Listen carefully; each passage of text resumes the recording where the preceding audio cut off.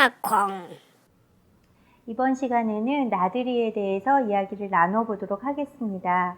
저희 사이트에도 나들이 탭이 있는데요. 그리고 꼭 나들이 탭이 아니어도 여러분들이 많이 나들이의 중요성에 대해서 또 꼭 해야 된다는 부담감에 대해서 가지고 계셨을 거예요. 나들이 그런데 왜 중요할까요? 왜 우리가 시간을 쓰고 비용을 써가며 우리 아이들을 힘들게가 많지요. 힘들게 데리고 다녀야 할까요? 그리고 힘들게 데리고 다니지 않고 행복한 나들이가 되려면 또 어떤 방법이 있을까요? 이런 이야기들에 대해서 나눠보려고 합니다. 일단 처음 시작으로 나들이 왜 중요할까요? 왜라는 걸 알고 모르고는 아주 큰 차이가 있습니다. 왜냐하면 목적을 알고 무엇을 접근하는 것과 그냥 접근하는 것은 차원이 다르거든요. 예를 들어서요, 아이들의 지능을 검사하는 웩슬러 지능검사에는 토막자기라는 게 있습니다. 요런 작은 토막들의 이 위에 이제 하얀색, 빨간색, 그 다음에 반은 하얀색, 반은 빨간색 이런 조각들의 9가지 조각을 모아서 그려진 카드 그대로 이 그림을 조각을 맞춰보게 하는 그런 검사예요. 요즘 이제 텔레비전에서 지능검사하는 장면이 잠깐 보여질 때 아이들이 블럭 같은 거를 굴리는 거 간혹 보신 분도 있으실 수 있을 거예요. 그런데 이 검사 결과가 수치로 나옵니다. 토막자기가 뭐 9점이다 이렇게 수치로 나오는데 이 목적을 분명하게 모르시는 선생님이 검사를 했다, 이론으로만 배웠다, 이런 분들은 9점이니까 지각적 조직화, 쉽게 얘기해서 이것은 언어적인 측면이 아니잖아요. 공간을 만들어내는 거, 그런 능력이 뭐 9점에 해당된다. 9점은 이제 또래 평균이거든요. 이렇게 해석을 하겠지만 이 토막자기를 보는 주요한 목적 중에 하나는 시행착오를 보는 거거든요. 아이들이 그러니까 이건 정답 카드인데 정답 카드를 보고서 자기가 움직이는데 이거대로 안 된단 말이에요. 그러면 좌절 경험이잖아요. 그 좌절을 접할 때 어떤 태도를 보이는지, 시행착오를 어떻게 견뎌내는지 이런 것들을 꼼꼼하게 메모를 해놔야 이 검사가 풍부하게 해석이 되고 또 검사의 목적에 부합되게 해석할 수 있거든요. 이런 차이라는 거죠. 목적을 분명히 알고 모르고는 그 깊이와 질이 다릅니다. 그래서 저희는 어떤 것을 할 때 그 목적이나 이유를 분명히 알려고 하시는 게 중요해요. 왜냐하면 특히 어린 나이에 뿐만 아니라 우리나라에 있어서는 교육 문제에 있어서는 유행을 쫓아가기가 쉬우시거든요. 소위 트렌드, 남들은 뭐뭐 하더라, 이게 유행이래더라.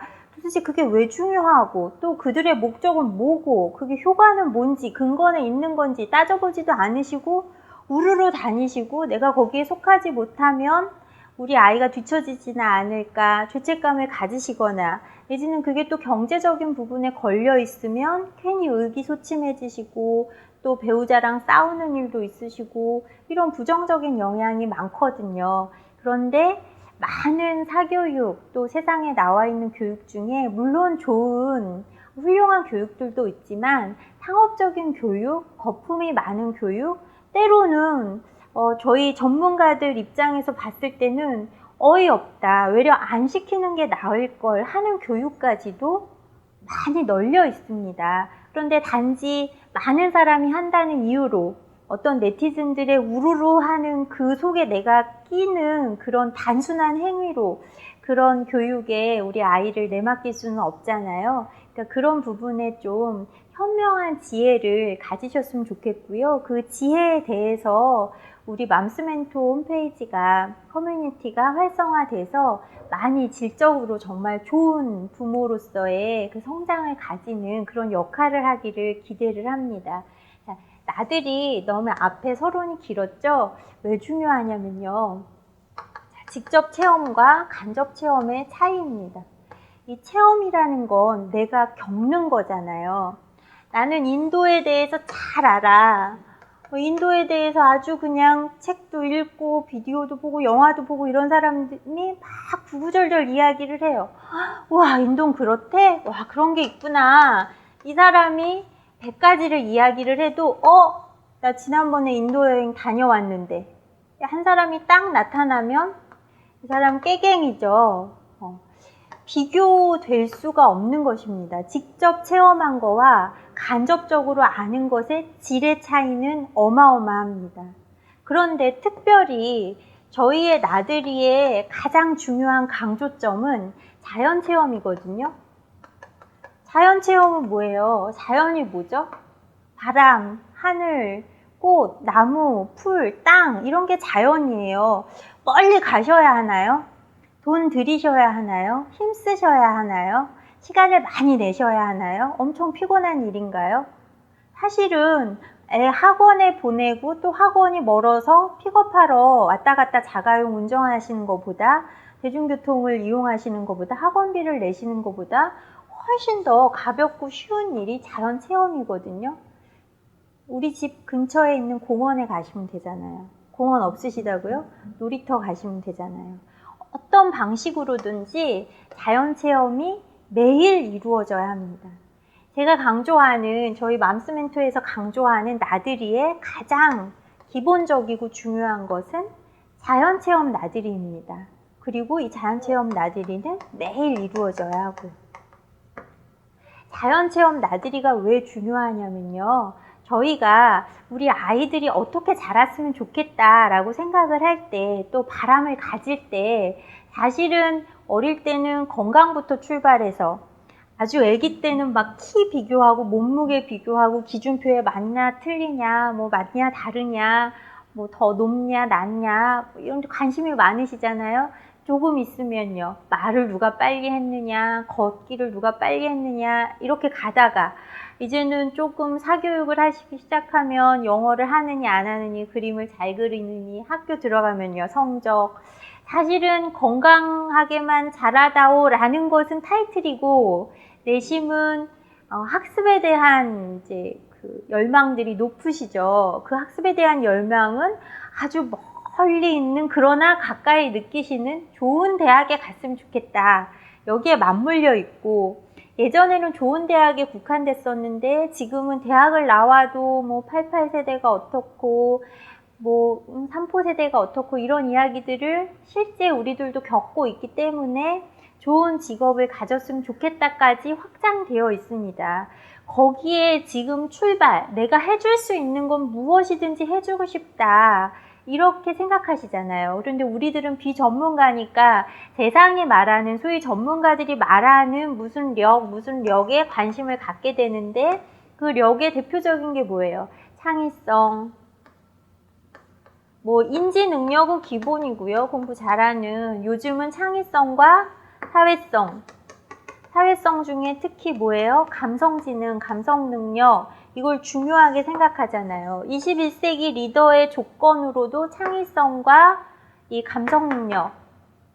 감성지능을 꼽고 있습니다. 그리고 아이들이 많이 부족한 게 또 이거죠. 감성 능력이 부족해서, 공감 능력이 부족해서 집단 따돌림이라든가 폭력이라든가 반사회성, 반대의 비사회성까지도 많은 이제 아이들의 문제가 생겨나고 있다고 하거든요. 그런데 많은 학자들이 이 자연을 연구하는, 자연을 강조하는 학자들 뿐만 아니라 발달심리학자들, 학습심리학자들, 교육심리학자들 전부가 동일하게 이것을 증진시키는 데 가장 좋은 게 뭐다? 자연 나들이다 라고 이야기를 하고 있습니다. 왜 그럴까요? 자연 나들이가 왜 이런 창의성과 사회성, 감성, 공감 능력 이런 것들을 발달시킬까요? 자연은 자연 그대로가 감동입니다. 아시죠? 자연이 담기는 그 다양성과 생명력이 있잖아요. 이 다양성과 생명력은 소통을 만들거든요. 우리 아이들이 이런 부분이 떨어지는 이유가 소위 감각 차단 현상을 겪고 있기 때문이라고들 이야기하거든요. 감각 차단 현상이라는 건 내가 감각적으로, 그러니까 정서적인 소통이나 감각적인 소통, 이것들을 하는 것이 차단되어 있다는 거예요. 무엇 때문에요? 일반이 아니라 일방적 소통만 이루어지는 시대에 살고 있기 때문에, 아이들이 거기에 노출되어 있기 때문에. 일방적 소통의 대표적인 거는 텔레비전입니다. 텔레비전, 그다음에 인터넷 게임, 뭐 PC 게임 이런 것들 있죠. 만화 이런 것들이 전부 일방적 소통이라 내가 어떤 접촉을 하고, 정서적 접촉, 신체적 접촉 이런 게 이루어지지 않고 있다는 거죠. 그래서 일면 발달을 하는 듯 하나 일면 다른 면에서는 발달이 지연되고 있다는 거예요. 과거에 이런 감각 차단 현상, 접촉 차단 현상에 대한 실험들이 많이 있었거든요. 왜냐하면 세계대전이 끝난 이후에 많은 아이들이 고아로 이 세상에 남게 됐어요. 그래서 그 아이들이 시설에 맡겨지게 됐죠. 그래서 이 시설에 맡겨진 아이들한테 많은 이제 그 사회복지가들이나 그다음에 의사들이 최선을 다해, 얘네들이 지금 뭐 부모도 잃었는데 전후 세대 아이들인데 잘 자랐으면 좋겠다 라고 해서 정성을 다해서 먹이고 또 어떤 메디컬적인, 의학적인 케어를 하고 이랬음에도 불구하고 이 시설에 있는 아이들이 전반적으로 발달이 떨어지더라는 거예요. 신체적인 거, 인지적인 거, 정서적인 거 전부 발달 지연을 가지고 온 거예요. 그래서 이 발달 지연의 원인이 뭘까를 전반적으로 조사를 했습니다. 일반 가정 아이들과 시설 아이들을요. 조사를 했더니 이것이 신체 접촉에 문제가 있더라 라는 게 밝혀진 거예요. 단순히 그냥 접촉을 안 한 게, 정서적 교류를 안 하고 이 터치를 안 한 게 얘네들의 문제더라. 그러면 반대로 이게 정말인가 라는 연구도 이루어졌겠죠. 일부 그룹을 나눠서 걔네들은 그냥 터치라도 해준 거죠. 만져주고 눈 한번 마주쳐주고. 그런데 아니나 다를까 예상대로 그렇게 한 아이들은 같은 시설에 있다고 하더라도 발달이 정상적으로 이루어지고 급등하고 금방 좋아졌다라는 거죠. 그래서 이 시설병이라는 얘기가 나오고 이 이론의 근거에서 애착 이론이 발달하게 됐거든요. 많이 들어보셨죠? 애착 이론은. 그리고 초기 애착이 얼마나 중요한지도 이야기를 들으셨을 거예요. 그런데 이 시설병과 동일한 현상을 아이들이 보이고 있더라는 거예요. 요즘 아이들이요. 시설병의 아이들과 다른 하나는 그냥 몸은 신체적으로는 건강하게 자랐고 겉으로는 특별히 드러나지 않는다는 거죠. 근데 이제 정서적인 부분이나 창의성에 있어서는 급격한 발달 지연을 보이고 있더라. 그런데 그거의 원인이 뭐냐? 봤더니 자연과의 접촉 차단에 의한 거라는 거죠. 자연과의 접촉을 하지 않고 무엇을 하고 있나요? 아이들이 텔레비전을 보거나 인터넷을 하거나 게임을 하거나 스마트폰에 빠져 있거나, 거기에 더해서 그나마 빈 시간에는요, 유치원에 갔다 와서 또 학원에 가고 도대체 자연이라는 것에 접할 시간이 없다는 거죠. 엄마들은 그냥, 아빠들은 단순하게 우리 동네에 있는 흙이 있는 땅, 나무가 있는 곳, 풀이 있는 곳, 꽃이 있는 곳, 하늘 한번 쳐다보는 게 아주 좋은 교육, 최고의 교육임에도 불구하고 그런 것들을 외려 차단시키고 박탈하고 외려 다른 것에 몰입하시고 애쓰시고 에너지를 낭비하고 있다고 말해도 과언이 아니라는 거예요. 그래서 이 나들이는 체험의 중요성, 자연을 접하는 중요성이 굉장히 크다라는 거, 그리고 그것이 곧 우리 아이를 행복하게, 건강하게, 다양한 골고루 통합적 발달을 이룰 수 있는 방법이라는 거, 그걸 기억하시기 바랍니다. 그러면 이 나들이의 자연체험 방법에 대해서 구체적으로 또 알아보고요. 그리고 나들이 하면 사실 이것만 있는 건 아니잖아요. 어떤 뭐 공원에 가는 거 외에도 박물관 나들이나 미술관 나들이 이런 공연 관람이 있을 수도 있고 요즘은 체험 나들이도 많죠. 그런 나들이도 있는데 그 방법의 구체적인 내용들에 대해서 또 살펴보도록 하겠습니다.